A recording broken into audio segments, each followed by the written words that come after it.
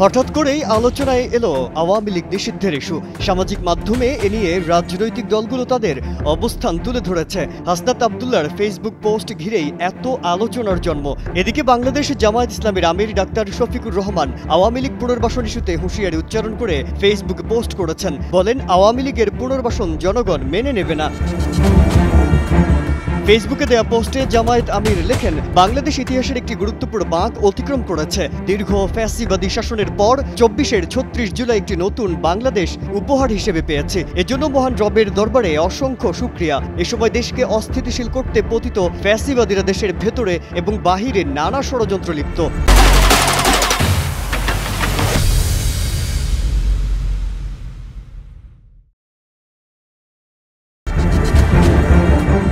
জামায়াত আমির লেখেন, বাংলাদেশের নির্যাতিত ১৮ কোটি মানুষের দাবি গণহত্যাকারীদের বিচার, ২৪-এর শহীদ পরিবারগুলোর পুনর্বাসন, আহত এবং পঙ্গু অসংখ্য ছাত্র, তরুণ, যুবক ও মুক্তিকামী মানুষের সুচিকিৎসা, একটি সুষ্ঠু নির্বাচনের লক্ষ্যে ১৫ বছরের সৃষ্ট জঞ্জালগুলোর মৌলিক সংস্কার সাধন করে প্রয়োজনীয় প্রস্তুতি নেয়া।